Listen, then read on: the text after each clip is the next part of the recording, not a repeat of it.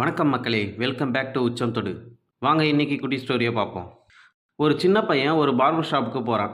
அந்த கடையோட பார்பர் ஒருத்தர் அந்த பையனை பார்த்து, இவன் தான் உலகத்திலேயே மிகப்பெரிய முட்டாள்னு அங்கே இருக்கிற கஸ்டமர்கிட்ட எல்லாத்தையும் சொல்கிறார். இப்போ பாருங்கள், உங்களுக்கு நிரூபிக்கிறேன்னு சொல்லிட்டு ஒரு கையில் 5 ரூபாயையும் இன்னொரு கையில் 2 ரூபாயையும் வச்சுக்கிட்டு அந்த பையனை கூப்பிட்டு, உனக்கு எது வேணும்னு கேட்குறாரு. அந்த பையன் 2 ரூபாய் எடுத்துகிட்டு அந்த கடையிலேருந்து போயிடுறான். அப்போ அந்த பார்பர் சொல்கிறான், பார்த்தீங்களா, இவன் முன்னேற போகிறதே இல்லை, அந்த கடையில் உள்ள கஸ்டமர்கிட்டலாம் சொல்கிறான். இதே போல் அந்த பையன் அந்த கடைக்கு வரும்போதெல்லாம் இந்த காசை தந்து கிண்டல் செஞ்சுக்கிட்டே இருக்கார். அந்த கடையிலேருந்து போன கஸ்டமர் ஒருத்தர் அந்த பையன் ஐஸ்கிரீம் கடையிலேருந்து வர்றதை பார்த்துட்டு அவன்கிட்ட ஒரு கேள்வி கேட்கலாமான்னு கேட்குறாரு. அவனுக்கு கேளுங்கன்னு சொல்கிறான். அதுக்கு அவர், ஏன் நீ 5 ரூபாயை எடுக்காமல் 2 ரூபாயை எடுத்துக்கிட்டு வரேன்னு கேட்குறாரு.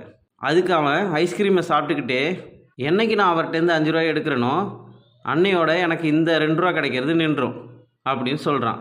இந்த கதையிலேருந்து நமக்கு என்ன தெரியுதுன்னா, நம்ம எப்போ மற்றவங்கள முட்டாளாக்கணும்னு நினைக்கிறோமோ அப்பயே நம்ம முட்டாளாகிடுறோம். இந்த கதை உங்களுக்கு பிடிச்சிருந்ததுன்னா ஒரு லைக் போடுங்க, உங்கள் ஃப்ரெண்ட்ஸுக்கு ஷேர் பண்ணுங்கள், மறக்காமல் சேனலை சப்ஸ்கிரைப் பண்ணுங்கள். தேங்க்யூ ஃபார் வாட்சிங்.